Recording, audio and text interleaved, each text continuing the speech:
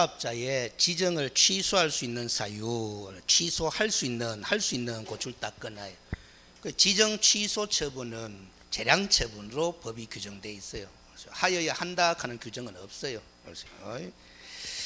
자, 근데 지정 취소 사유가 우리가 한 5가지 정도 이렇게 법에 규정이 되어 있는데, 여러분들 이거 설명 들은 거 있죠? 이거 알았어요?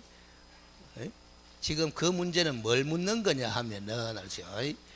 병과되는 경우를 찾아라라는 거예요. 사실은 병과되는 경우를. 자, 그래서 한번 봐봐요. 이거 한번 봐봐요. 지금 요 지정 취소 처분케가 있잖아. 누가 위반한 거다? 거래정보 사업자가 위반한 거예요. 장관이 지정 취소권자다. 그것도 알아야 되는 거예요. 그런데 재량 처분이다 하는 것도 알아야 된다는 거예요. 하여야 하는 게 아니고 할 수 있다라는 처분이에요. 그 취소 처분은 이런 처분과 마찬가지로 청문 대상인 행정 처분이다 하는 것도 알아야 돼요. 그래서 여기서는 안 물었지만은, 그런데 이 지정 취소가 한 5가지 정도가 되는데, 그 중에 한 개가 1년 이하의 징역 또는 1천만 원 이하의 벌금형 사유도 되는 거야. 그 중에 한 개가. 그러면 그 한 개는 지정 취소 사유도 되고 몇 년짜리, 1년짜리 형사처벌 사유도 되는 게 딱 한 개가 있어요. 그거 묻는 거라 사실은. 그 답이 알겠어요. 답이 3번이야. 한번 읽어봐봐요. 개업 공인중개사로부터 공개 의뢰받은 중개 대상물의 내용과 다르게 부동산 거래정보망에 정보를 공개한 경우, 알겠어요?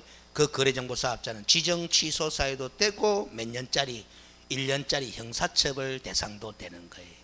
그러면 자, 이걸 옛날에도 물은 적이 있어요. 또 오늘은 1년짜리를 찾아라 했는데, 알겠어요? 옛날에 기출문제는 요거 한번 봐봐요. 4번 한번 봐봐. 4번 14번에 4번. 부동산 거래 정보망의 이용 및 정보 제공 방법 등에 관한 운영 규정을 위반해가 정보망을 운영한 거래 정보 사업자는 지정 취소 사유 맞아요. 근데 이거는 잘 봐요. 그 사유는 지정 취소 사유 맞단 말이야. 맞는데 500만 원 이하의 과태료 부과 사유도 되는 거예요. 알겠습니까? 아시겠습니까? 그럼 지금 이 문제 14번 문제를 제가 바꿔버릴게요. 어떻게 바꾸느냐? 거래정보사업자의 지정을 취소할 수 있는 사유 중 500만 원 이하의 과태료 부과 대상에 해당하는 것을 이렇게 물으면 답이 3번이 아니고 몇 번이 되는 거다? 4번이 되는 거예요. 그러세요. 그렇게 물을 수도 있는 거예요. 그래서 제 해설지 보면은, 해설지 한번 봐봐요. 연습시켜 드릴게. 해설지 보면은 지정 취소 사유가 다 달렸을 거예요. 다 있어요, 없어요? 있죠? 5번까지 다 적어놨잖아. 못 찾습니까? 번호가 안 붙었구나. 번호가 안 붙었구나. 그러면 또 보기 힘든데.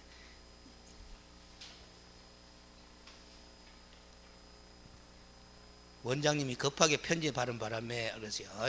번호가 안 붙었어요. 그러세요. 번호가 안 붙었어요.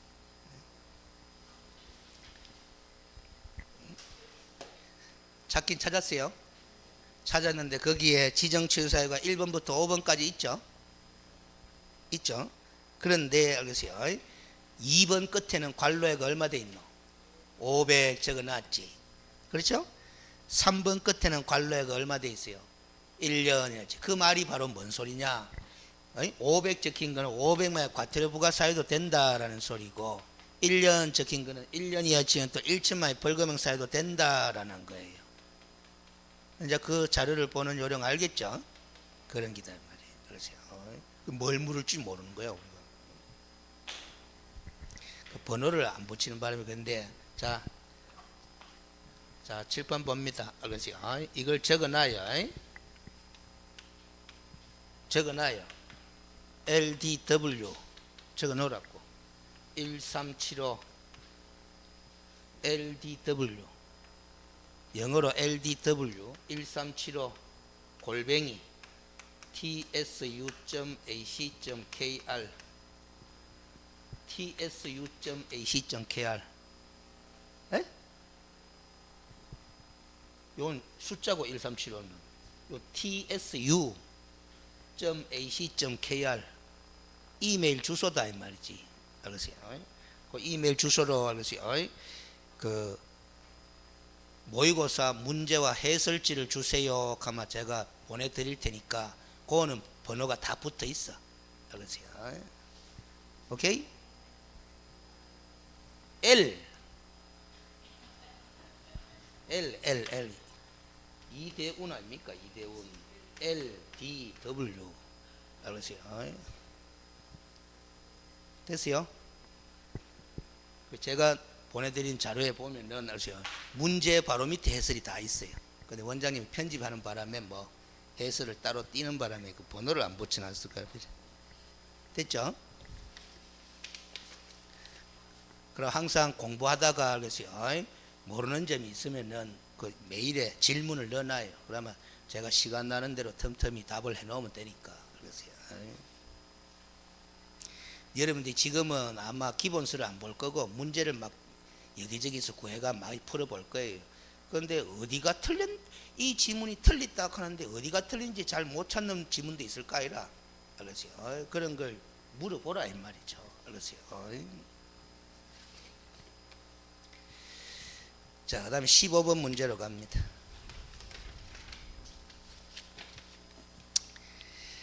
마찬가지 1년 이하의 징역 또는 1천만 원 이하의 벌금에 처해지는 개업 공인중개사 등의 행위가 아닌 것은 해놨습니다. 알겠어요?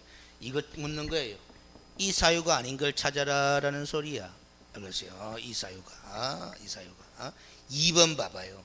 단체를 구성하여 특정 중개 대상물에 대하여 중개를 제한하는 행위 해놨습니다. 몇 년짜리다? 3년짜리예요. 알겠어요? 금지 행위 중에 3년짜리다 이 말이에요. 1번, 3번, 4번 이건 금지행위라요. 금지행위 중에 1년짜리고 5번 업무상 알게 된 비밀을 준수하는 행위는 33조에 규정된 금지행위는 안 속하지만은 비밀 준수 의무 위반 아마 반의사 불벌죄로서 1년짜리 그렇게 공부를 했을 거다 이 말이에요. 나머지는 다 1년짜리고 그 2번만 뭐 금지행위 9개 중에 3년짜리 금지행위. 그런데 지금 봐봐요. 여러분들이 제가 아까 공부하기 전에 이런 말 있잖아요. 2년 전에 기출문제 그대로 문제 갖다 놓고 지문을 바꿨다 그랬잖아요. 그런데 지금 이 문제를 보니까 13번, 14번, 15번 전부 다 연달아 세 문제 연달아 이거 묻는 거 맞아요 안 맞아요? 맞죠? 암기했는 거 제재를 묻는 문제잖아. 연달아. 제가 그렇게 낸 거 아니야. 2년 전에 실전이 이렇게 낸 거다 이 말이에요. 알겠어요? 그 어느 해 때는 위반 시에 제재를 묻는 문제가 이렇게 많이 나오기도 하고 어느 해 때는 뭐 좀 적게 나오기도 하고 이렇다 이 말이에요. 알겠어요? 올해는 또 왜 될지 아무도 모르는 거예요. 알겠어요? 근데 올해는 조금 제재를 묻는 문제가 과거보다는 뭐다 두세 문제 더 나올 가능성이 높아요. 제가 아는 정보에 의하면. 알겠어요? 그 다음 16번으로 갑니다. 협회에 관한 설명을 틀린 것은 이런데 협회도 매회 한 문제 이상하리만큼 계속 내고 있어. 저는 내기 싫은데. 알겠어요? 1번 협회를 설립할 때는 법인 형태로 설립하도록 되어 있어요. 5죠. 2번 협회 창립 총회에는 서울특별시에서 100인 이상 광역시도 특별사치도에서 각각 30인 이상의 회원이 참여하여야 한다 해놨는데 30인이 맞아요? 20인이 맞아요? 20인이 맞다 말이지. 알겠어요? 틀려버렸습니다. 그 숫자 갖고 장난쳤습니다. 알겠어요? 이런 문제도 있어요. 알겠어요? 야비하다 할 게 아니고 30인도 어디서 들어봤다 안 들어봤다? 들어봤다. 어디서 들어봤다? 그 정도는 이야기해야 돼. 거래정보사업자 지정요건에서 들어봤어요. 알겠어요? 거래정보사업자 지정요건. 알겠어요? 그 다음 3번 협회의 업무인 공제사업은 회원 간의 상호 부조를 목적으로 합니다. 알겠어요? 회원 간의 상호 부조를 목적으로 한다. 그렇기 때문에 협회가 실시하는 공제에는 회원인 개업공인중개사만이 가입 이용할 수 있다. 이런 의미가 돼요. 그런데 실무상으로는 회원이 아니더라도 공제에 가입할 수 있는 걸로 알고 있어요. 어쨌든 회원 간의 상호 부조 목적의 사업이 바로 무슨 사업이다? 공제 사업이다. 4번 협회가 공제 사업을 안 하면 모를까? 할 때는 공제 규정이라는 걸 만들어가 장관한테 승인을 받아야 돼요. 변경도 승인사항입니다. 5번 협회 공제 사업은 알았어요. 매년 공시를 해야 돼요. 공제 계약자에게 매 회계년도 종료 후 2월 이내가 아니고 몇 개월 이내 3월 이내에 공시하도록 되어 있습니다. 요 3은 2로 잘 바꿉니다. 주의를 하셔야 돼. 알았어요. 그 다음 17번 중개 보수 등에 관한 설명으로 옳은 것은 한데 1번 주택 외라고 되어 있어요. 외 동그라미 딱 쳐요. 중개 대상물에 대한 보수는 국토교통부령이 정하는 범위 안에서 특별시, 광역시, 도의 조례로 정한다 해놨는데 틀려버렸어요. 외자를 띠쁩니다. 외자를 띠쁘면 O다 X다? O입니다. 알겠어요? 2번 개업공인중개사는 권리관계 등의 확인에 소요되는 실비를 누구한테 받을 수 있느냐? 권리관계 등의 확인에 소요되는 실비는 권리를 취득하고자 하는 취득 동그라미 쳐요. 꼭 취득을 뭐로 바꿔보면 O다. 이전으로 바꿔보면 O라요. 이전 의뢰인으로부터 받을 수 있는 실비라요. 그거는. 알겠어요? 3번 봐봐요. 계약금 등의 반환채무 이행 보장에 소요되는 실비라요. 이 실비는 이전하고자 하는 의뢰인부터 받을 수 있다는데 이전을 동그라미 쳐요. 그걸 뭐로 바꿔보면 O다. 취득으로 바꿔보면 O라요. 그러면 여기서 벌써 정리가 다 됐잖아. 실비가 두 가지가 있는데 하나는 이전, 하나는 취득 이렇게 받을 수 있는 거예요. 그것만 기억해도 돼. 4번 중개보수의 지급 시기에 대해서는 약정을 하면 됩니다. 그런데 약정이 없으면 거래대금 지급이 완료된 날, 거래대금 지급이 완료된 날 지급합니다. 그러면 약정이 거래대금이 지급된 날로 완료된 날로보다 우선한다 하면 O의 요약서예요. O가 되는 거죠. 약정이 우선이지 뭐. 알겠어요? 그럼 약정이 없으면 언제 지급하는 거다? 거래대금 지급이 완료된 날. 알겠어요? 여러분들은 실무적으로 잔금 지급시 이렇게 자꾸 공부를 하는데 법조문에는 잔금 지급시라고 안 돼 있고 거래대금 지급이 완료된 날 이렇게 돼 있어요. 같은 말이죠. 알겠어요? 5번 중개보수의 한도액은 금전 채권 매매 계약의 중개행위는 적용된다 안 된다? 안 된다. 왜 안 됩니까? 이리 물으면 금전 채권 매매 계약을 중개하는 것은 공인중개사법상 중개다 중개 아니다? 중개가 아니다. 따라서 중개보수에 관한 규정이 적용 안 되는 거예요. 그래서 그 판례를 소개해 놨습니다. 18번으로 갑니다.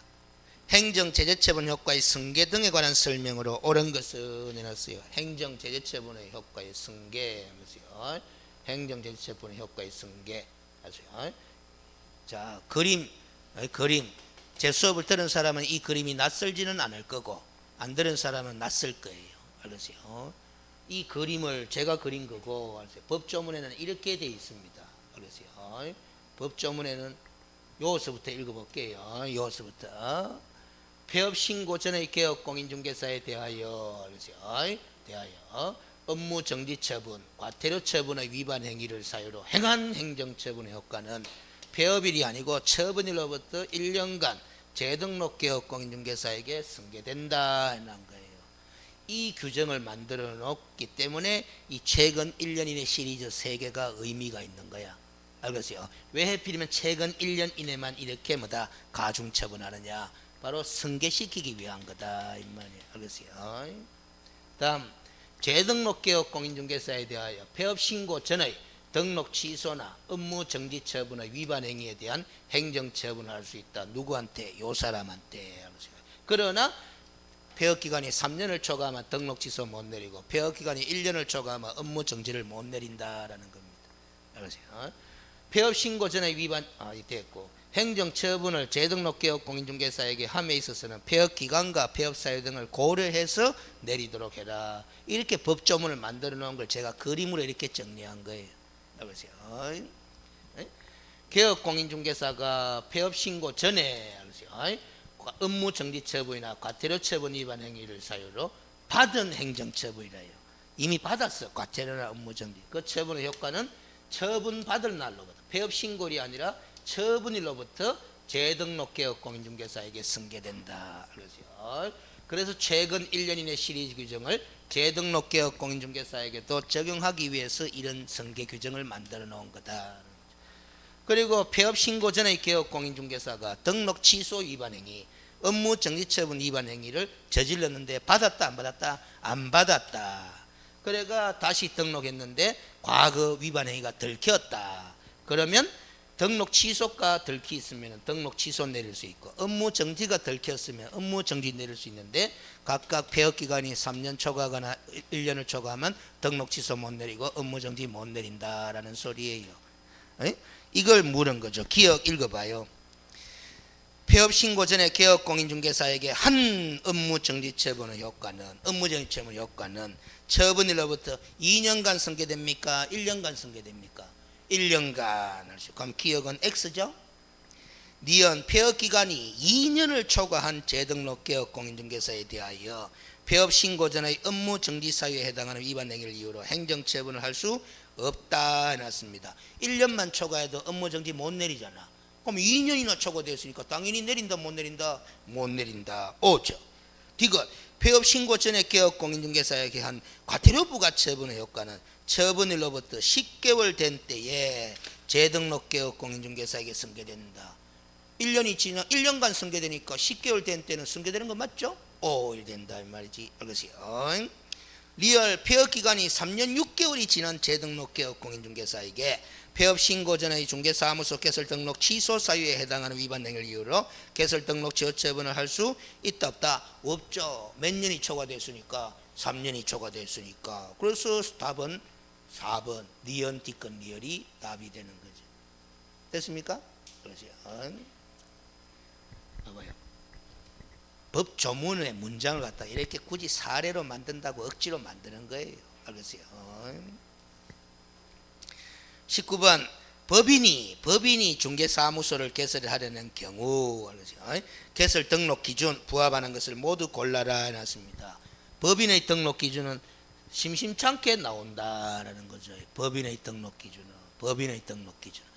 여러분들 중개사무소 개설 등록 신청은 공인중개사 또는 법인만 등록 신청할 수 있잖아. 그렇죠? 그런데 공인중개사로서 등록 신청할 때 등록 기준, 법인으로 등록 신청할 때 등록 기준 같다 다르다? 다르다. 그 법인의 등록 기준에 부합하는 것을 모두 골라라 해놨다 이 말이야. 법인의 등록 기준에 일단 그 법인은 상법상 회사 또는 뭐 협동조합 기본법에 따른 협동조합 법인이라 해야 되죠. 자본금이 얼마? 5천만 원 이상으로서. 사회적 협동조합은 된다 안 된다? 안 된다 하는 거. 그리고 그 법인의 설립 목적이 제14조에 규정된 업무만 영위할 목적으로 설립된 법인일 것. 그 다음에 셋째, 대표자는 공인중개사에 의하며 대표자를 제외한 사원 또는 임원의 얼마? 3분의 1 이상이 공인중개사일 것. 그리고 대표자를 포함한 사원 임원 전원이 무슨 교육 받을 것? 실무 교육을 받을 것. 그러세요. 그 다음에 사무소를 확보할 것. 자, 이기 전에 법인의 등록 기준. 상법상 회사 또는 협동조합 기본법에 따른 협동조합으로서 자본금 5천만 이상일 것. 사회협동조합은 안 된다. 14조에 규정된 업무만 영위할 목적으로 설립돼야 된다. 14조에 규정된 업무가 5 플러스 1 6가지 아닙니까? 겸업 업무.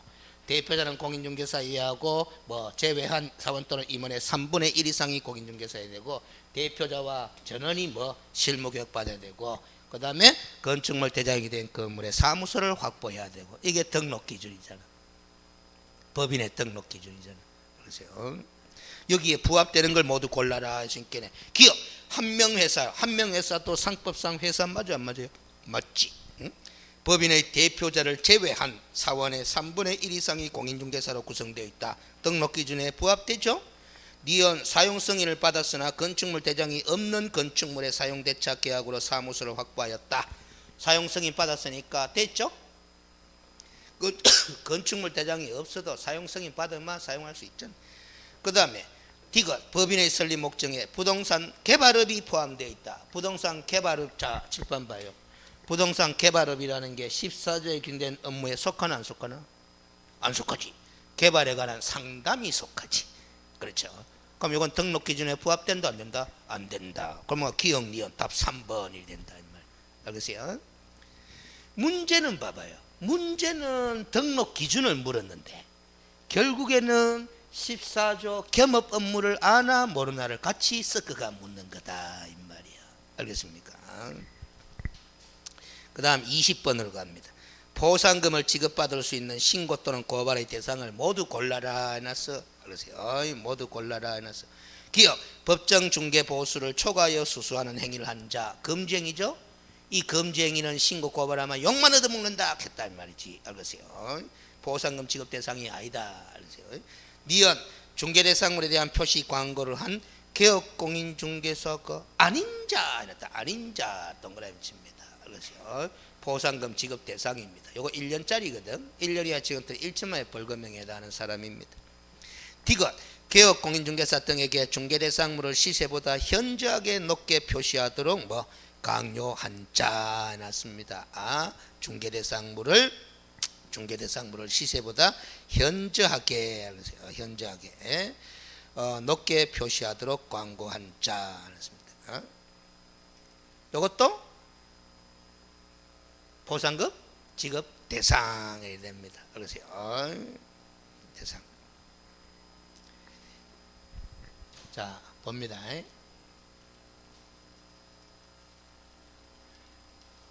이 또 뒤로 가는데 이래서 이 시간 걸리는 거예요. 그러세요. 바로 쭉 가면 좋은데. 그러세요. 그런데 이 보상금 지급 대상이 되는 위반 사유들이 옛날에는 몇 가지 없었는데 법이 개정되는 과정에서 많이 늘어나 버렸어요. 그래서 공발량이 또 늘어나 버린 거지. 보상금이 저 뒷부분에 나옵니다. 뒷부분에. 공인중개사 법령 마지막 부분에 나오는데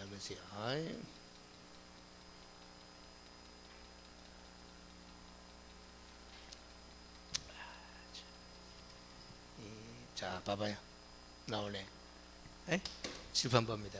등록관청은 이런 자를 등록관청이나 수사기관이나 부동산 거래질서 교란 행위 신고센터에 신고 고발한 자에 대하여 보상금을 지급할 수 있다. 그 1번부터 쭉 적어 넣은 거예요. 그렇죠. 근데 공부할 때 이게 왜 출제거리가 되느냐? 이걸 왜 물어보느냐?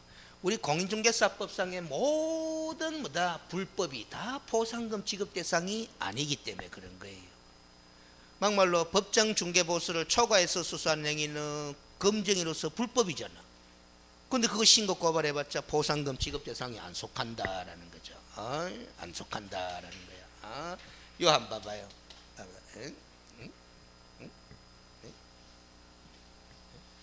이런 것들이 보상금 지급 대상으로 다 돼 있다. 이 5번은 금지행위입니다. 금지행위 9개 중에 8번하고 9번에 있는 거 3년짜리 2개가 보상금 지급 대상으로 되어 있어요. 법정 중개보수를 초과해서 받는 행위, 중개업인과 직접 거래하는 행위, 투기를 조장하는 행위 이런 거 신고 고발해봤자 보상금 지급 대상이 아니야. 알았어요? 요 5번에 해당하는 것만 금지행위로서 보상금 지급 대상입니다. 그리고 개업공인중개사 등의 업무 방해 행위 5가지가 전부 다 3년짜리인데 보상금 지급 대상 행위로 되어 있어요. 그렇죠? 자, 그렇게 보면 됩니다. 이 사유를 물어보는 이유는 요것 때문에 모든 불법이 보상금 지급 대상이 아니다. 21번으로 갑니다. 자격 취소에 관한 설명을 틀린 것은 해놨는데 1. 시도지사는 공인중개사가 형법상의 사기죄, 형법상의 사기죄 동그라미 딱 칩니다.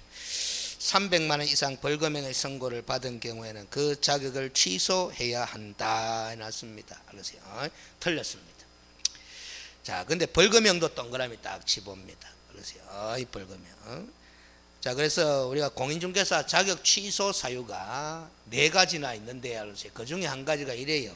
공인중개사법을 위반하든 형법상의 사기죄에 해당하든, 알았어요. 금고 이상의 형의 집행유예를 포함해서 금고 이상의 형의 선고를 받아야 자격이 취소됩니다.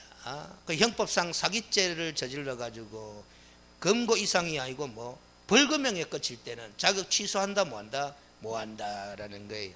그래서 1번이 틀려버린 거예요. 이 전세 사기죄 때문에, 전세 사기 때문에 지금은 알으세요. 안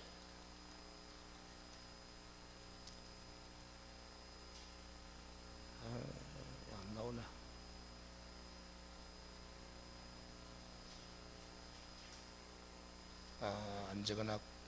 안 적어놨구나. 취소 사유는 안 적어놨구나. 잘 들어요. 그냥 형법상의 이 사기죄를 제가 지문에 소개했는데, 횡령죄, 배임죄, 사기죄, 그 다음에 사문서 위변조, 알겠어요? 문서 위조, 알겠어요?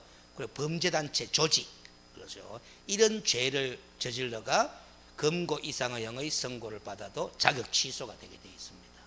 무슨 소리인지 알겠죠? 꼭 사기죄만 해당되는 게 아니에요. 그렇죠? 횡령, 배임, 물론 업무상 횡령도 다 들어갑니다. 횡령, 배임, 그렇죠? 그리고 뭐 사기죄, 그리고 문서 위조, 그렇죠? 문서 위조, 그 범죄단체 조직, 이런 범죄를 저질러 가지고 금고 이상의 형의 선고를 받으면 자격 취소예요. 물론 집행유예 받아도 자격 취소예요. 그렇죠? 그걸 한번 기억을 해둡니다. 작년에 법이 개정됐기 때문에 출제의 가능성이 높아져 있어요.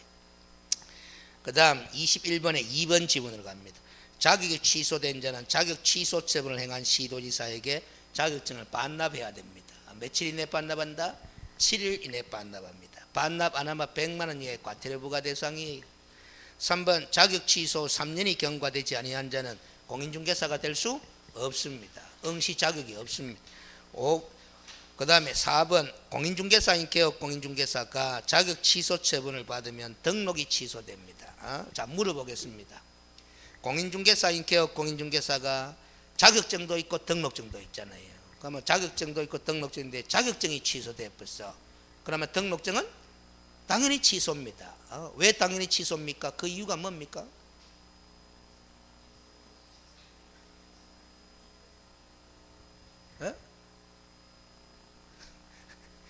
그런데 이유를 설명도 제대로 못 하는데 다 맞춰요. 이거는 아니, 자격증이 사라졌뿐만 등록은 당연히 사라져야지요 하면서 다 맞춰본다 이 말이에요. 네? 그걸 아는 게 아니에요. 그렇죠?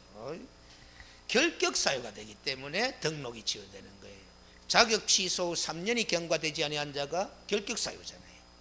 그럼 이 개업 공인중개사가 자격이 취소되는 바람에 결격 사유에 해당되거든. 그럼 결격 사유에 해당된 개업 공인중개사는 절대적 등록 취소거든. 그래서 당연히 등록이 취소된다. 이렇게 설명을 해야 됩니다. 그렇죠? 이걸 이해를 한 사람이라야 거꾸로 갑니다. 자, 공인중개사인 개업 공인중개사는 자격증도 있고 등록증도 있는데 등록증이 취소돼 보세요. 자격은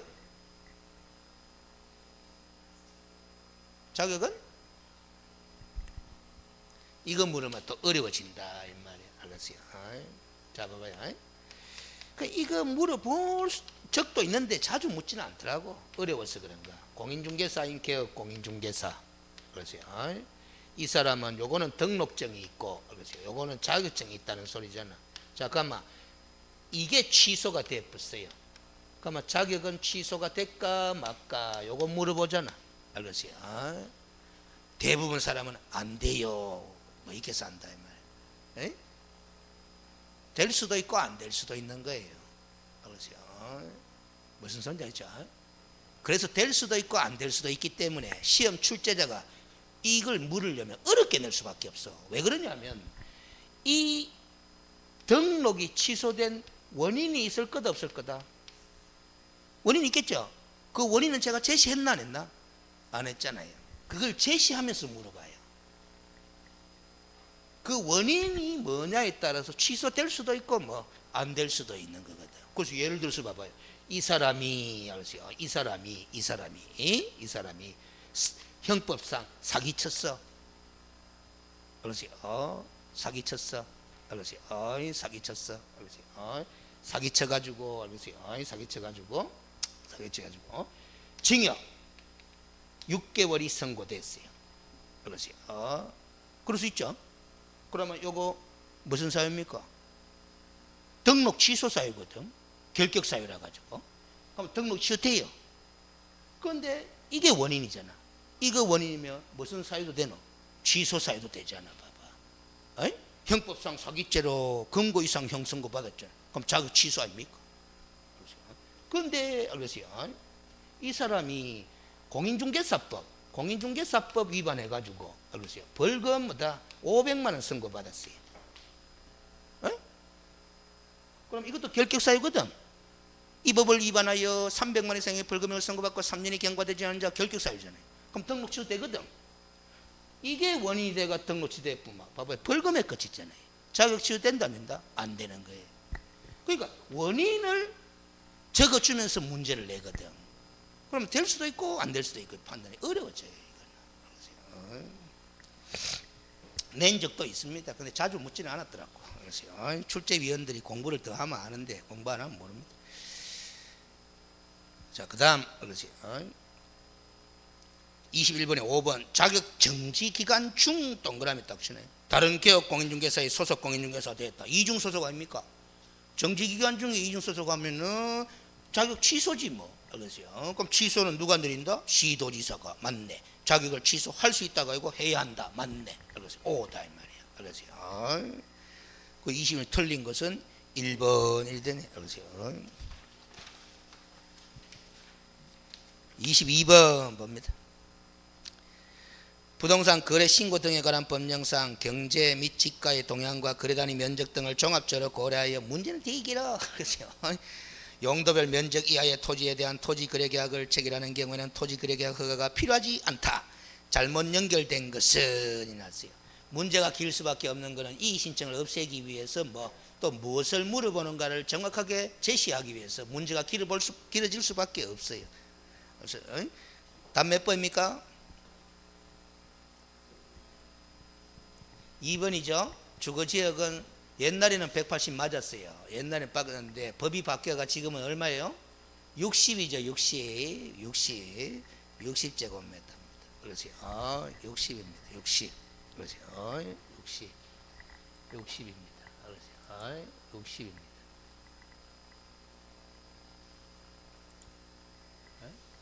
60입니다.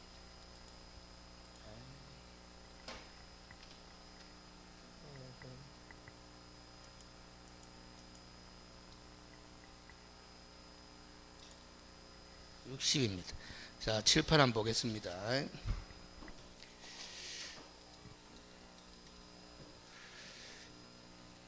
내용이 많아요. 토지거래 허가구역제도죠. 토지거래 허가구역제도. 자, 여러분한테 물어보겠습니다. 토지거래 허가 대상이 되는 토지는 대한민국의 어느 땅이에요? 이리 물어봐. 토지거래 허가 대상이 되는 땅이 어느 땅이에요? 물어봐. 답을 우야시합니까? 자, 칠판 봅니다. 첫째, 저 땅이 토지거래 허가 받아야 되는 땅이에요? 안 받는 땅이에요? 물어봐. 머릿속에 이걸 떠올려야 돼요. 그렇죠? 토지거래 허가 구역이냐 아니냐부터 따져봐야 된다 이 말이야. 알겠어요?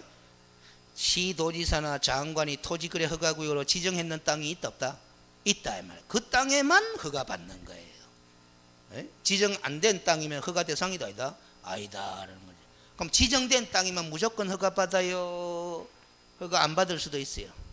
안 받을 수도 있죠. 면적이 중요한 거야. 면적이. 알겠어요? 지금 그 면적을 물어보고 있는 거야. 알겠어요? 면적이 용도에 따라서 토지의 용도에 따라서 알겠어요? 기준을 정해놨다 안 정해놨다? 정해놨다. 만약에 그 땅이 주거지역이라면 도시지역인데 주거지역인데 토지거래 허가구역으로 지정되어 있어. 그러면 주거지역에 해당하는 토지거래 허가구역인 땅은 몇 제곱미터를 초과하면 허가받아야 된다? 60제곱미터를 초과하면 허가받아야 된다. 그런데 이거는 지금 180이라고 해놔가 틀렸다라는 소리입니다. 알겠어요? 됐어요?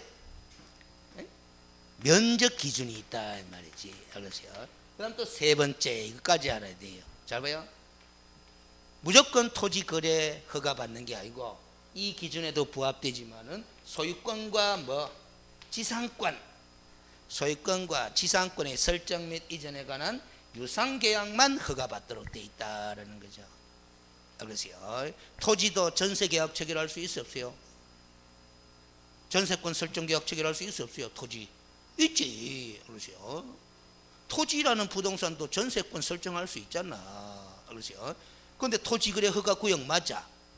주거지역 맞아. 면적도 70제곱미터라. 그러면 허가 기준 면적을 초과했어. 허가 받아야 돼. 그런데 전세권 설정 계약 체결하려고 그래. 허가 받는다 안 받는다? 안 받는다라는 소리입니다. 이 세 가지 기준이 다 충족되는 거래일 때 뭐 받는 거다? 허가 받는 거다라는 거잖아. 이게 기본 틀이에요. 기본 틀. 알겠어요? 여기서 이제 우리가 구체적으로 공부를 하는 게 있잖아. 토지거래 허가구역은 누가 지정하노? 어떤 절차를 밟아서 지정하노? 알겠어요? 이런 경우는 장관이 지정하고 저런 경우에는 뭐다? 시도의사가 지정한다. 그런 거 구체를 자꾸 공부하는 거예요. 알겠어요? 응? 됐습니까? 이 기본 틀이다라는 게 틀. 알겠어요?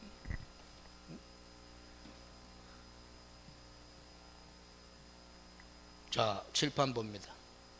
요거 시험 문제를 물은 거죠. 숫자 좋아하는 출제위원들은 이렇게 잘 묻는 거야. 알겠죠? 이거 봐봐요. 용도별 면적 이하의 토지에 대한 토지 거래 계약을 체결하려는 경우는 허가가 필요하지 않다. 이하는 허가 필요 없으니까 초과될 때는 허가 받아야 된다, 안 받아야 된다? 받아야 된다. 그 기준 숫자가 주거지역은 뭐 60으로 안 돼 있나? 180은 옛날에 그랬다라는 거죠. 그러세요. 요렇게 돼 있어요. 요렇게. 농지일 때는 500, 임야일 때는 1000제곱미터, 그 외 토지일 때는 250제곱미터. 알겠어요? 자, 그런데 요 숫자 있죠? 요 숫자, 요 도시지역 내에 요 숫자 있잖아요. 요 숫자. 요 숫자는 건축법에서도 외워야 돼요. 부동산 공법 시간에 건축법에 보면 요 숫자가 그대로 나와. 건축법에 이 숫자가 어디서 나오느냐? 여기서 나와요.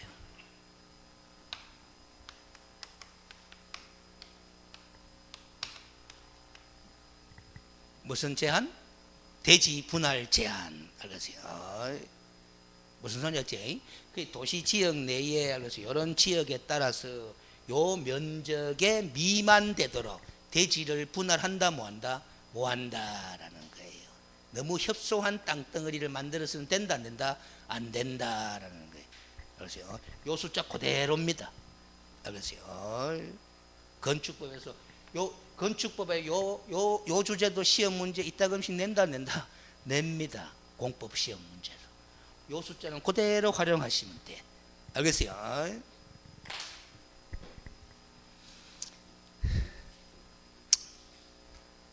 그 다음 됐죠? 이 숫자는 외워야 됩니다. 방법이 없습니다. 알겠어요? 방법이 없습니다. 근데 왜 제가 이 숫자를 물어봤느냐 하면 옛날에 기출되기도 했지만은 최근 여기 한 3년 전인가 2년 전인가 개정됐거든. 이 숫자가 바뀌었거든. 알겠어요? 대폭 강화가 됐어요. 강화가. 그래서 출제자들이 개정된 부분을 잘 내기 때문에 한번 물어본 거예요. 23번으로 갑니다.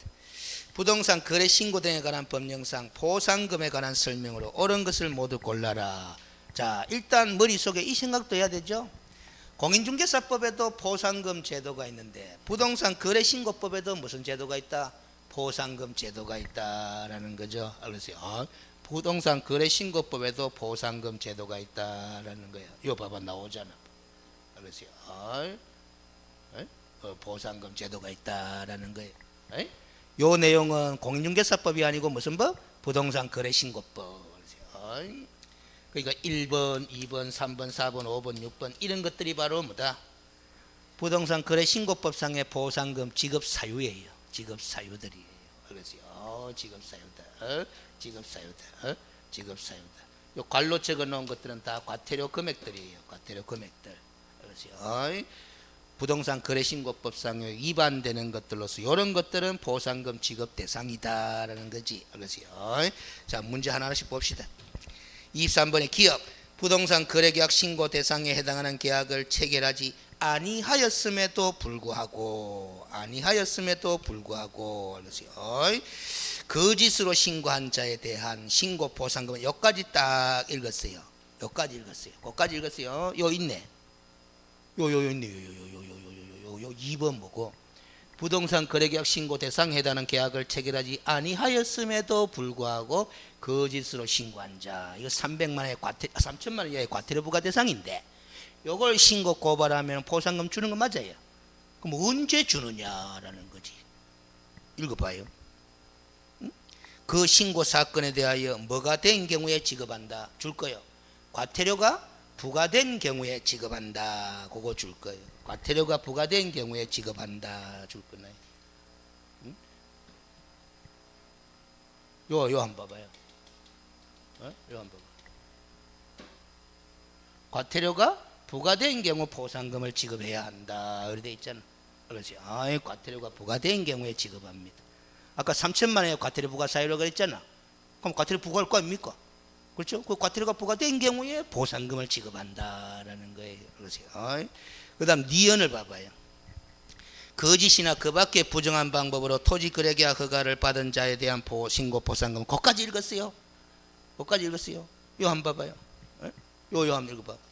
여기 보상금 지급 사유인데, 토지거래 허가구역 내 토지거래에 대한 허가 또는 변경허가를 받지 아니하고 거래계약 체결한 자, 또는 거짓이나 그 밖에 부정한 방법으로 토지거래계약 허가를 받은 자, 이 형사처벌이잖아. 2년 이하의 징역 또는 개별 공시지가를 기준으로 하는 토지 취득 가격의 30%에 해당하는 금액의 벌금형을 내리게 돼 있는 거잖아. 아까 풀어봤잖아. 이걸 신고 고발하면 보상금은 언제 준다? 공소 제기 또는 기소유예 결정이 있는 경우에 지급한다. 놨어요. 그러세요. 자, 칠판 봅니다. 칠판 봅니다. 요 봐봐. 공소 제기 또는 기소유예 결정이 있는 경우에 보상금을 지급한다. 해놨잖아. 맞죠? 지금 여러분들은 알으세요. 이 생각을 하는 사람이 있을 거예요. 아까는 과태료 부과된 경우에 지급한다. 이렇게 거. 이제는 또 와 공소제기 또는 기소유예 결정이 있는 경우에 보상금을 지급한다. 하노. 와 왔다 갔다 그리노. 이렇게 하잖아. 맞죠? 한 개 더 보고 이야기합니다. 디귿 봐봐요. 토지거래계약 허가를 받아 취득한 토지에 대하여 이용 의무 기간 내에 허가받은 목적대로 이용하지 아니한 자에 대한 신고 보상금은 그것까지 읽었어요. 자, 7번 봅니다. 이거 한번 읽어봐. 토지거래계약 허가를 받아 취득한 토지에 대하여 이용 의무 기간에 허가받은 목적대로 이용하지 아니한 자를 신고 고발하면 보상금 줄 수 있다 했지? 그렇지? 그렇지? 이거는 관로가 없어요. 제재가 없다라는 거야. 제재가. 제재가 없다라는 거야. 제재가 없다라는 거야. 이거 한번 봐봐요. 그 신고 사건에 대한 허가 간청의 무슨 명령이 있는 경우, 이행 명령이 있는 경우 보상금을 지급한다. O라요, X라요? O죠? 그 답은 5번이에요. 자, 여기서 칠판 봅니다. 이게 보상금 지급 사유잖아. 어느 사유를 신고 고발하느냐에 따라서 보상금 지급 조건이 같다 다르다 하는 걸 알아야 돼요. 자, 요 과태료 아닙니까? 과태료 아닙니까? 과태료 아닙니까? 과태료 아닙니까? 맞죠? 요 4번까지는 전부 다 과태료 부과 대상인 위반이야. 이걸 신고 고발하니까 과태료가 부과된 경우에 지급하는 거고, 5번을 신고 고발하니까 이거는 과태료 부과 대상이 아니고 형사처벌감이잖아. 형사처벌감을 신고 고발했으니까 공소제기나 기소유예 결정이 있는 경우에 지급하는 거고, 6번을 신고 고발하면 이건 죄재가 없지? 맞죠? 죄재가 없는 대신에 우리가 아는 바에 따르면 이행명령 내릴 수 있나 없나? 있잖아요. 3개월 이내에서 기간을 정해가 문서로서 알겠어요? 허가받은 목적대로 토지를 이용해라 라고 이행명령 내릴 수 있거든? 그 이행명령 결정이 내려지면 보상금을 지급하는 거야.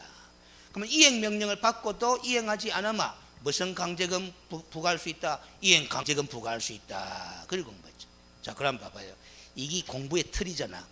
이 부동산 거래신고법상의 보상금은 이 신고 대상이 되는 사유에 따라가 어느 사유를 신고 고발하냐에 따라서 보상금 지급 조건이 같다 다르다 하는 그걸 생각해. 그 과태료감을 신고 고발하면 과태료가 부과돼야 보상금 받는 거고, 형사처벌감을 신고 고발하면 공소제기 또는 기소유예 결정이 있어야 지급받는 거고, 이 허가받은 목적대로 이용하자 할 때는 이행명령이 있어야 보상금을 지급받는 거고, 그렇게 구분해야 된다. 됐죠? 그래서 답이 5번, 24번으로 갑니다. 해설을 제가 다 달아놔서 해설에 이어 있는 거 다 있습니다. 알겠어요? 공부 다 해야 되는 거야. 뭘 어떤 방향으로 물을지도 몰라. 24번 부동산 거래 신고 등에 관한 법령상 외국인의 부동산 취득 등에 관한 설명으로 옳은 것은 1. 자연환경 보존법에 따른 생태경관 보존지역 동그라미 치고 외국인이 토지 취득 허가를 받지 않고 체결한 토지 취득 계약은 유효입니까 무효입니까? 무효지. 알겠어요? 유효 틀려버렸잖아. 알겠어요? 2번 외국인이 건축물의 신축 동그라미 치고 원인으로 대한민국 안에 부동산을 취득한 후 신고하지 않은 경우 300만 원의 과태료를 부과한다 하는데 300만 원이 아니고 100만 원입니다. 틀렸죠. 조금 이따 설명합니다. 3번 토지거래 허가구역 내에 군사기지 및 군사시설보호법에 따른 군사기지 및 군사시설 보호구역에 대한 토지를 외국인이 취득하는 때는 토지거래계약 허가와 외국인 토지 취득 허가를 모두 받아야 된다. 모두 동그라미 치고. 알겠어요? 틀렸습니다. 한꺼번에 설명합니다. 4번 외국인이 대한민국 안에 주택을 취득하는 매매계약을 체결하였을 때는 자 주택을 취득하는 매매계약 줄 긋고. 알겠어요? 줄 긋고.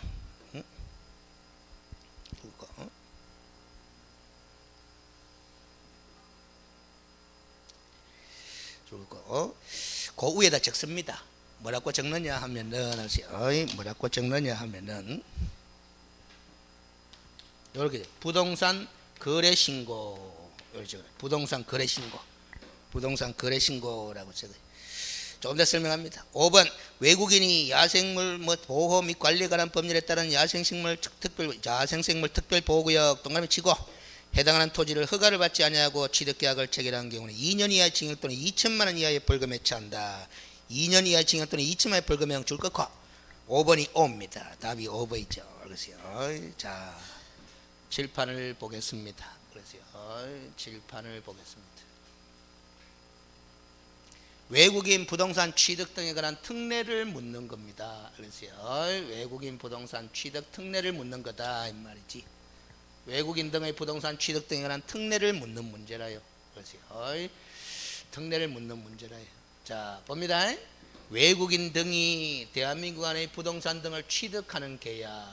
그래서요. 자, 칠판 보겠습니다. 그래서요. 부동산을 취득하는 요 계약에 주택 매매 계약도 들어가나 안 들어가나? 들어가나 안 들어가나?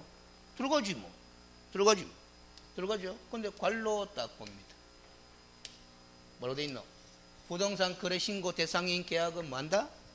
제외한다 이렇게 돼 있죠? 그러면 주택 매매 계약은 요 들어가는데 부동산 거래 신고 대상인 계약이가 아이가? 주택 매매 계약 실거래가 신고해야 되나 안 되나? 주택 매매 계약 부동산 거래 신고해야 되잖아요. 그러면 여기에 들어가잖아요. 여기에 제외한다. 맞죠? 제외한다 하는 말은 뭔 뜻이냐? 외국인 부동산 취득 신고 한다 안 한다? 안 한다라는 게야. 그럼 무슨 신고하라는 소리고? 실거래가 신고하라는 소리예요. 부동산 거래 신고하라는 소리예요. 알겠습니까? 그래서 4번 네가 붙노? 4번 틀린 거야. 알겠어요? 그래서 4번이 틀린 거야. 됐습니까? 그래서 4번이 틀린 거다. 주택을 취득하는 매매계약은 무슨 신고하는 거다? 부동산 거래 신고, 실거래가 신고하는 거다 이 말이지. 외국인 부동산 취득 신고하는 거 아니다 이 말이야. 알겠습니까? 그래서 4번이 틀린 거다 이 말이에요. 60일 이내에 하는 건 맞잖아. 이거 봐봐요. 계약체부터 60일 이내에 하는 말은 많게 써놨네. 그런데 이거는 제외한다 돼 있잖아. 제외. 실거래가 신고를 하는 것이지 외국인 부동산 취득 신고하는 거 아니다라는 소리예요. 알겠습니까? 됐지? 그 다음 7번 봅니다. 7번 봅니다. 요 무슨 원인에 따라 계약 외의 원인 한다. 계약 외의 원인. 그래서 외국인 등이 상속 경매 기타 대통령을 제한한 계약 외의 원인으로 대한 부동산 등을 취득한 때는 취득한 날로부터 6개월 이내에 신고관청에 신고해야 한다. 외국인 부동산 취득 신고를 해야 된다. 이 소리야. 그러세요. 계약 외울 때 6개월 이내에. 그러세요. 6개월. 얼마? 100만 원의 과태료 부과 대상이다라는 거지. 제가 아까 신축을 동그라미 쳤겠죠. 신축은 계약 외의 원인 맞다.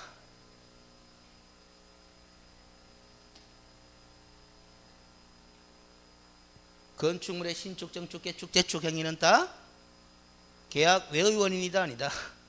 계약 외의 원인이다 이 말이에요. 상속도 계약 외의 원인, 알겠어요? 경매도 계약 외의 원인, 확정 판결도, 환매권의 행사도, 법인의 합병도 이런 것도 다 무슨 원인이다?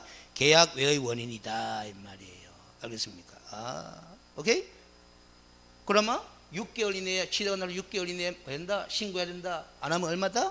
100만 원이다. 근데 300만 원 적어놨는데 2번 24번에 2번 적어봐봐요. 24번에 2번은 300만 원 안 적어놨나? O가 X가 X 아이가 이 말이지. 그렇죠? 그 다음 또 7번 봅니다. 7번 봐봐요. 외국인 등의 무슨 허가? 토지거래 허가. 아까 이야기했던 토지거래 허가 구역 아닙니다. 군사기지 및 군사시설 보호구역, 그 다음에 지정문화재 보호구역, 그 다음에 뭐 이런 보호구역, 생태경관 보존지역, 야생생물 특별보호구역, 다 무슨 허가구역이다? 외국인 등의 토지거래 허가구역이다. 이런 땅덩어리를 외국인이 취득하는 계약을 체결할 때는 사전에 뭐 받아야 된다? 계약 체결하기 전에 허가 받아야 된다. 허가 안 받으면은 무효일 뿐만 아니라 효력이 발생하지 아니할 뿐만 아니라 뭐 2년 이하의 징역 또는 2천만 원의 벌금에 처한다. 맞죠? 5번이 오다 오아이다. 오잖아. 1번은 유효하다 했으니까 X죠? 무효인데 유효하다 하니까 X죠? 알겠어요? 됐지? 근데 3번 봐봐요. 3번 모두 받아야 된다 해놨지? 7번 봐봐요. 요거 한번 봐봐. 다만 제11조에 따라 11조가 뭐냐? 장관 또는 시도의사가 지정한 토지거래 허가구역이니까 이거 아니야. 그에 따라 토지거래에 관한 허가를 받은 경우에는 뭐하다? 그러하지 아니하다. 그러하지 아니하다 하는 말은 이 허가 받을 필요 있다 없다? 없다라는 거야. 근데 모두 받아야 된다. 거의 틀려버렸잖아. 에? 무슨 소리인지 알겠어요? 쉬운 거 아니에요. 3번 갖고 제가 설명할게요. 3번 갖고 설명할게요. 자, 여기 땅이 있어요. 여기 땅이 있는데 이 땅이 알겠어요? 군사기지 및 군사시설 보호구역이야. 군사시설 보호구역이야. 알겠어요? 근데 이게 해제된다라는 소문이 돌아. 그런데 그 소문이 신빙성에 대해 가지고 국토교통부에서 그 군사시설 보호구역에 해당하는 땅을 갖다가 토지거래 허가구역으로 지정을 해버렸어요. 그러면 이 땅은 토지거래 허가구역이면서 무슨 구역? 군사시설 보호구역이 되는 거야. 그런데 이놈의 땅을 미국인 스미스 씨가 매수하려고 그래. 그러면 토지거래 허가를 받아야 돼요? 외국인 토지 취득 허가를 받아야 돼요? 둘 중에 하나만 받으면 돼요. 알겠어요? 그런데 모두 받아야 된다. 거의 틀려버렸다 이 말이야. 알겠습니까? 무슨 소리인지 알겠죠? 이 땅이 군사시설 보호구역이면서 장관의 토지거래 허가구역 지정해 놓은 거야. 알았어요? 그러다가 내 한 개 더 갖다 붙여볼까요? 어렵게. 농지라. 그놈의 땅이. 군사시설 보호구역으로 지정된 그 땅이 농지야. 근데 그게 투기적인 거래가 의심스럽다 해가지고 국토교통부 장관이 뭐 토지거래 허가구역으로 또 묶어붙어요. 근데 농지야. 근데 그걸 미국인이 뭐다? 스미스 씨가 매수해요. 그럼 농지증 발급 받을까요? 안 받을까요? 왜 안 받을까요?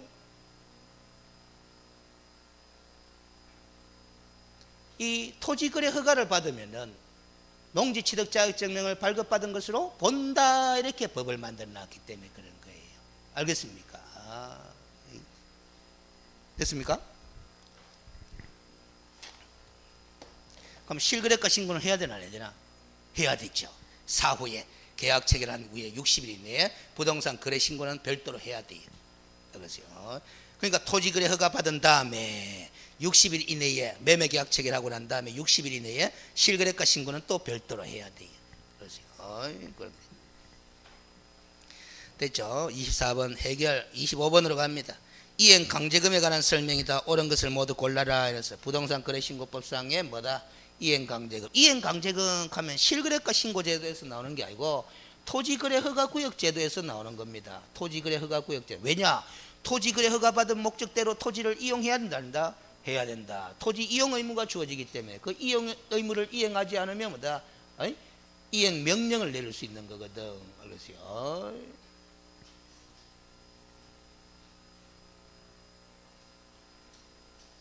자, 칠판 봅니다.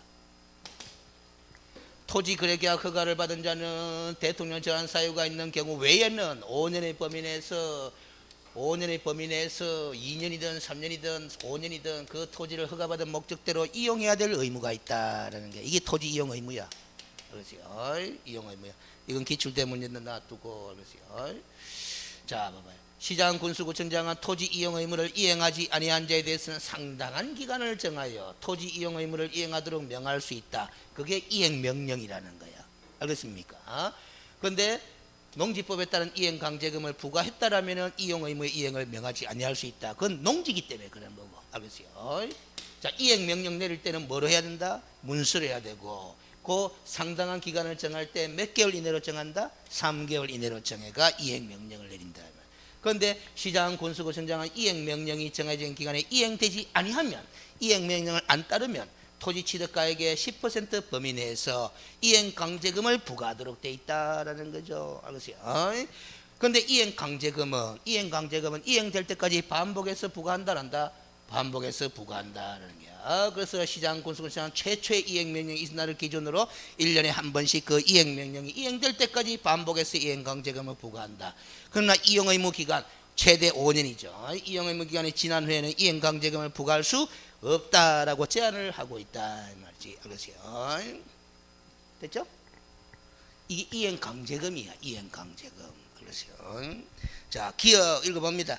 토지의 이용 의무를 이행하니 아니한 자에 대한 이행 명령은 뭐로 하며 문서로 하며 이행 기간은 몇 개월 이내로 정한다. 상기를 정한다. 오죠? 니은 시장 군수구청장은 이행 명령이 정해진 기간에 이행되지 아니한 경우는 토지 취득가액의 20% 범위 내에서 이행 강제금을 부과한다. 10% 범위 내에서 X 디귿 이행 강제금은 최초의 이행 명령이 있는 날을 기준으로 1년에 한 번씩 그 이행 명령이 이행될 때까지 반복하여 부과 징수할 수 있다 해놨습니다. 그러면 답은 몇 번이다? 3번이다 라는 소리예요. 알겠어요? 됐습니까? 공부하면 다 공부했는 데서 지문이 나오는 거라요. 알겠어요? 근데 막말로 봐봐요. 부동산 거래 신고 법령상 이행 강제금에 관한 설명이다. 옳은 것은 틀린 것은 이리 묻는데 거래 신고법의 이행 강제금이 뭐지? 이렇게뿐만 공부 하나도 안 한 사람이야. 알겠어요? 토지 거래 허가받은 토지는 당연히 허가받을 때 나는 이런 목적으로 이용하겠습니다 하면서 허가받았을 거 아닙니까? 그 허가받은 목적대로 이용을 해야 된다 이 말이에요. 그 이용 의무를 위반했을 때 이행 강제금이 부과되는 거지. 그러세요. 그래서 이 합격할 정도의 사람이라면 이 정도 생각이 들어야 돼요. 문제를 떠기 이거 뭐 어디에서 봤던 기네, 뭐 물어보는 기네. 이 정도는 감이 와야 이제 합격할 수 있는 자질이 있는 거야. 그렇죠. 자, 26번. 요것만 풀고 쉬었다 갑시다. 거래 신고 등에 관한 법령상 토지거래 허가구역 등에 관한 설명으로 틀린 것은 이라는데 1번 토지거래 허가구역이 둘 이상의 시도관할구역에 걸쳐일 때 당연히 상급기관이 누가 정한다? 국토교통부 장관이 지정한다. 5죠. 2번 대가를 받고 허가구역에는 토지에 관한 지상권을 이전하거나 설정하는 계약 체결한 당사자는 허가받아야 되죠? 공동으로 허가받아야 됩니다. 5입니다. 지상권도 허가 대상 권리. 3번 토지거래 허가 신청에 대해 불허가 처분을 받은 자는 불허가 처분받으면 기분 나쁘지. 이의 신청할 수 있죠. 1개월 이내에. 그런데 이의 신청과는 별개로 알겠어요. 1개월 이내에 시장 군수구청장에게 해당 토지에 관한 권리에 뭐를 청구할 수 있다? 매수 청구할 수 있다. 매수 청구. 내가 거래하려고 하는데 너가 허가를 안 내주가 거래를 뭐하니까 너가 이 권리를 사라 하고 막 이렇게 매수 청구할 수 있다. 4번 허가 대상이 되는 토지를 민사집행법에 따른 경매 절차에서 취득하는 경우에는 시장 군수구청장의 허가를 받아야 됩니까? 면제됩니까? 면제되죠. 그래서 4번이 틀린 거다. 우리는 면제라고 공부를 합니다. 그런데 과연 면제라고 되어 있느냐? 면제라고 되어 있느냐? 한번 봐봐요. 면제라고 되어 있느냐 한번 읽어볼게요. 허가를 받지 않아도 되는 경우에는 이 제목이 뭐라겠노? 허가 규정의 적용 배제. 허가의 규정을 적용하지 아니한다. 어떤 경우에는 민사집행법에 따른 경매는 허가 규정을 적용하지 아니한다. 허가 규정을 적용 안 받으니까 허가 받을 필요 있나 없나? 없다. 그래 되는 거예요. 그렇죠. 규정을 적용 안 하는 거야. 규정을 적용 안 하는 거야. 그렇죠. 됐죠? 근데 허가 받은다 하니까 틀린 거 아닙니까? 5번 농지에 대하여 토지 거래계약 허가를 받은 경우에는 농지법에 따른 농지증을 받은 것으로 본다. 아까 이야기했죠? 그렇죠. 토지 거래계약 허가를 받은 경우에는 농지증을 받은 것으로 본다라는 겁니다. 그렇죠.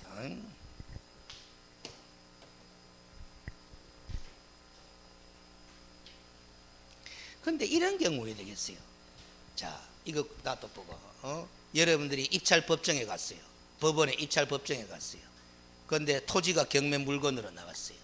그런데 그놈의 경매 물건 나온 토지가 토지거래 허가 구역이야. 에? 그걸 취득하려고 그래. 토지거래 허가 적용돼요, 안 돼요? 적용 안 되죠? 경매니까. 그렇죠? 그럼 허가 받을 필요는 있다 없다? 없다라는 게야. 근데 그놈의 토지가 농지라. 농지라. 농지증 발급 받아야 될까 안 받아야 될까? 받아야 돼. 알겠어요? 토지거래 허가 규정 자체가 적용 안 되잖아요. 알겠어요? 그럼 허가 받았나 안 받았나? 안 받았잖아. 알겠어요? 근데 농지잖아.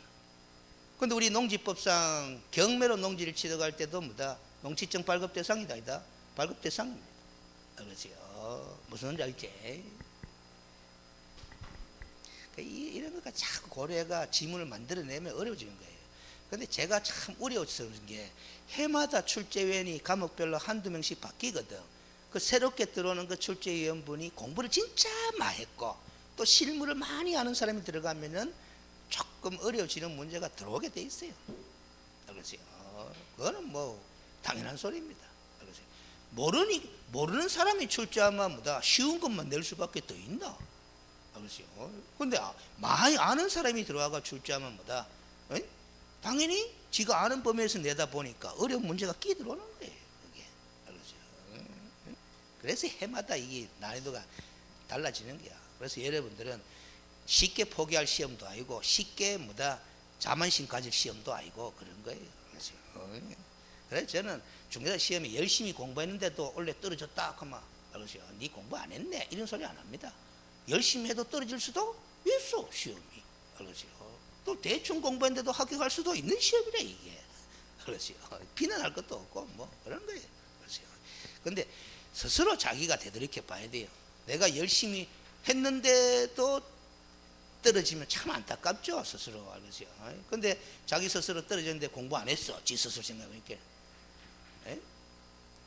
스스로 반성 많이 해야 되고. 근데 공부도 안 했는데 합격 들거든 해봤어.